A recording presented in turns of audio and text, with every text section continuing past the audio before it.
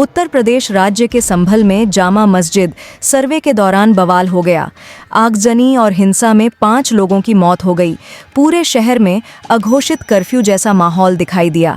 बता दें कि संभल शहर की जामा मस्जिद को हरिहर मंदिर बताते हुए दाखिलवाद के आधार पर सर्वे के लिए कोर्ट कमिश्नर की टीम पहुंची तो संभल शहर में बवाल हो गया। रविवार सुबह 7 बजे अचानक टीम के आने पर जुटी भीड़ मस्जिद में दाखिल होने की कोशिश करने लगी। रोकने पर पुलिस पर पथराव कर दिया। हिंसक हुई भीड़ ने सीओ की गाड़ी समेत कई वाहनों में तोड़-फोड़ कर दी और आग लगा दी। इसी बीच फायरिंग भी शुरू हो गई। पुलिस ने आंसू गैस के गोले और लाठीचार्ज कर भीड़ को खदेड़ा। बवाल में घिरकर 5 लोगों की मौत हो गई। कई अधिकारियों समेत दर्जनों लोग घायल हुए हैं।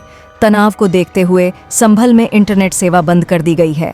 संभल में पुलिस की गोली से 5 लोगों की मौत ने पूरे शहर को हिलाकर रख दिया, जिसको लेकर राजनीतिक गलियारों में हलचल मच गई। आइए जाने मौत को लेकर सपा सुप्रीमो अखिलेश यादव ने मीडिया से क्या कुछ कहा।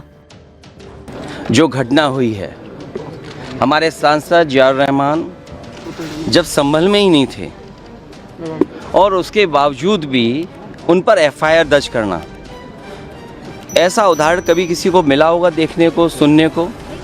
एक पुलिस ऑफिसर ये कह रहा हो कि नेता बनना छोड़ दो, नेताओं का सहारा लेना छोड़ दो, किसके लिए भाषा थी वो? और मैं ये कहना चाहता हूँ, हालांकि ये सब जानकारी आपके पास है, दुखद है कि नईम जैसे नौजवान की जान चली गई, बिलाल की जान गई है, रोमान की जान गई है, कैफ, अयान, और इसमें से कुछ कम उम्र के भी हैं। मुझे याद है जब मैं लखनऊ में प्रेस कर रहा था, उस समय जो जानकारी थी और जो जानकारी छिपाई जा रही थी, जब वहाँ पर लोकल स्तर से जानकारी हासिल हुई, तब मैंने कहा कि नईम की जान गई है और पुलिस की गोली से गई है। आप लोगों पे सब वीडियोस हैं, आप लोगों पे जगह जगह से वीडियोस मिले हैं, कवरेज है पूरा का पूरा कराया गया ये दंगा है। और किसने कराया? सरकार ने कराया, क्योंकि सरकार जो बेईमानी कर रही थी, सरकार जिसने वोट लूटा, सरकार ने जिसने मशीन पर ईवीएम की बटन बार बार पुलिस से दबाई, प्राइवेट ड्रेस में पुलिस लगाई, उस चुनाव में इनकी धांधली, इनकी चोरी न पकड़ी है, इसलिए जानबूझ करके संभल में घटना कराई है। और मैं पढ़ना चाहता हूँ, संभल की शाही जामा मस्जिद के खिलाफ 19/11/2024 को सिविल जज चंदौसी संभल में एक याचिका डाली गई।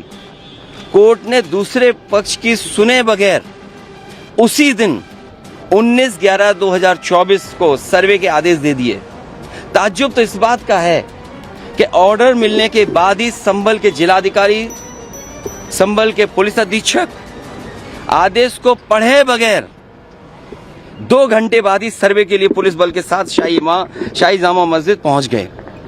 जामा मस्जिद की कमेटी, जनप्रतिनिधि, उलेमा इकराम, सभी अधिवक्ताओं ने सहयोग दिया। जिस समय पहली बार सर्वे हुआ है और कोर्ट के आदेश के बाद पूरा का पूरा सहयोग, जो भी वहाँ जिम्मेदार लोग थे, जो भी जिम्मेदार वहाँ पर मौके पे थे, सबने सहयोग किया। जिलाधिकारी संभल और पुलिस अधीक्षक संभल ने 2.5 घंटे सर्वे के बाद कहा, अब सर्वे पूरा हो चुका है और अब रिपोर्ट कोर्ट को भेज दी जाएगी। दिनांक 22/11/2024 फ्राइडे को जुमे की नमाज के लिए लोग नमाज अदा करने के लिए जामा मस्जिद पहुंचे, लेकिन पुलिस प्रशासन ने बैरिकेडिंग लगा दी ताकि लोग नमाज न पढ़ सकें। उसके बाद भी लोगों ने संयम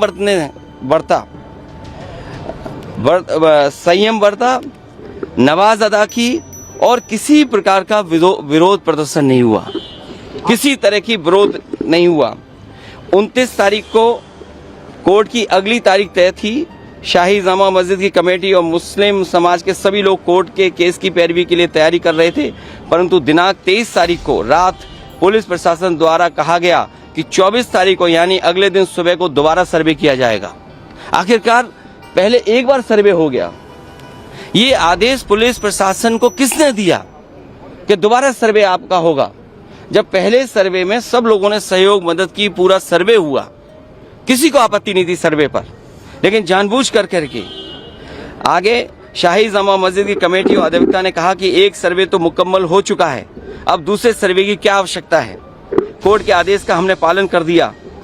अगर दूसरा सर्वे करना है तो दोबारा आदेश करवाएं, कोर्ट के आदेश के बाद हम दोबारा सर्वे करा देंगे। लेकिन जिलाधिकारी संभल और पुलिस अधीक्षक संभल ने कोई सुनवाई नहीं की और तानाशाही दिखाते हुए और सुबह के वक्त से पहले शाही जामा मस्जिद आ गए। शाही जामा मस्जिद कमेटी और मुस्लिम समाज के लोगों ने फिर भी धैर्य रखा और दोबारा सर्वे के लिए अंदर ले गए। सर्वे के दौरान करीब 1.5 घंटा बाद जब जनता को सूचना मिली तो वो इकट्ठा होना शुरू हो गए। लोगों ने सर्वे का कारण जानना चाहा तो सर्कल ऑफिसर ने उनके साथ गाली गलौज की और लाठीचार्ज करवा दिया, बुरी तरह से जख्मी कर दिया।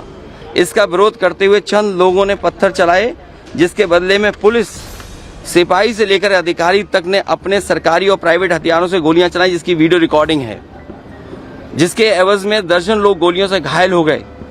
5 मासूमों जो कि अपने घर से सामान लेने के लिए निकले थे, उनकी मृत्यु हो गई। संभल का माहौल बिगाड़ने में याचिका दायर करने वाले लोगों के साथ पुलिस और प्रशासन के लोग जिम्मेदार हैं। इनको निलंबित किया जाना चाहिए और हत्या का मुकदमा चलाया जाना चाहिए, जिससे कि लोगों को इंसाफ मिल सके और आने वाले समय में कोई इस प्रकार की संविधान के खिलाफ गैर कानूनी घटना को अंजाम न दे जा सके। और बीजेपी के लोग ये कह रहे हैं कि संभल को बांग्लादेश बनाना चाह रहे हैं। देखिए, अगर आप बीजेपी की बात मानोगे तो गड्ढे में गिरोगे, जाके बीजेपी की बात मानोगे तो खाई में गिरोगे। बीजेपी वालों से पूछिए, क्या चुनाव कराया था आपने उत्तर प्रदेश में? कोई ऐसा मुसलमान भाई नहीं था जिसको इन्होंने रोका ना हो। लाठी से, बंदूकों से गाली गलौज की इन्होंने। हम लोग लगातार कहते रहे और फिर बीजेपी के पास जवाब क्या, जब चुनाव आयोग को शिकायत की गई तो चुनाव आयोग ने खाना पूर्ति कर करके कुछ अधिकारियों के खिलाफ कार्रवाई की। क्या ये बता सकते हैं क्यों कार्रवाई हुई थी उनके ऊपर? क्या वोट रोकने का अधिकार था? क्योंकि वोट लूटने पे चर्चा ना हो। ये लोग लूटने वाले लोग हैं, इनके लिए लोग कोई मायने नहीं रखते, लोग मायने नहीं रखते। इन्होंने तंत्र से समर्थन लिया और तंत्र से ही अन्याय कर रहे हैं। उनका सीधा साधा फार्मूला है, पहले वो अन्याय करते हैं, अगर आप अन्याय का विरोध करोगे तो आप उन्हीं के अधिकारी आपके खिलाफ तमाम मुकदमे दर्ज करा देंगे। क्या जियाउल इस्लाम वहाँ थे? हमारे विधायक वहाँ थे, सांसद थे क्या वहाँ? जियाउर रहमान। कोई बता दे, वो बेंगलोर में थे, वो अपने कार्यक्रमों में थे, संभल में नहीं थे। और ये तो उत्तर प्रदेश के बारे में आपको नहीं पता, आप में से सब उत्तर प्रदेश के लोग हैं। अगर प्रेस के लोग भी सच दिखा दें तो उन पे भी कार्रवाई हो जाती है। और मैंने अपनी प्रेस कॉन्फ्रेंस में कहा था कि बीजेपी के नेता ने कपड़े उतार करके प्रेस को मारा था, पूरे कपड़े उतार दिए थे।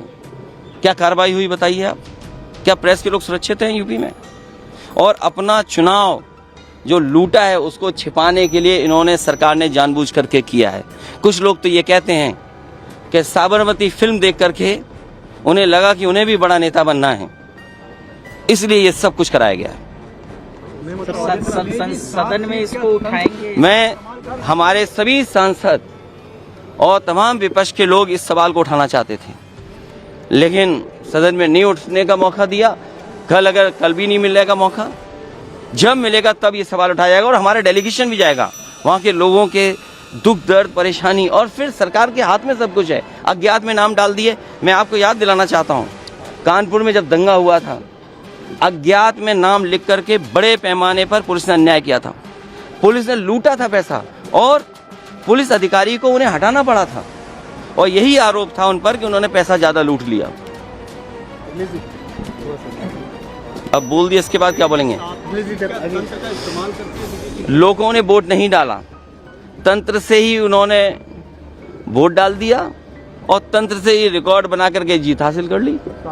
आज आप लोग इस मामले को लेकर आदित्यनाथ जी की तरफ इशारा है आपका? साबरमती सरकार करा रही है। और आपको बहराइच का नहीं पता, उन्हीं के विधायक ने बीजेपी के अपने कैडर के ऊपर एफआईआर लगाई और एफआईआर में देखिए धाराएं क्या लगी हैं।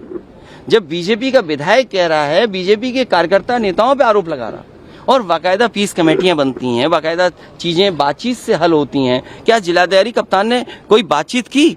जब उसका पक्ष तैयार था सर्वे के लिए, सर्वे आप कर लीजिए, आप रिपोर्ट लगा दीजिए। आप किसी की बात ही नहीं सुनना चाहते हैं कोर्ट में, आप अपनी मनमानी करना चाहते हैं। इसके प्रायोजक हैं एडवांस कंप्यूटर, निकट इंडियन बैंक, बूढ़नपुर, आजमगढ़। यदि आप अपनी बच्चे को कंप्यूटर की उत्तम शिक्षा देना चाहते हैं तो तुरंत संपर्क करें।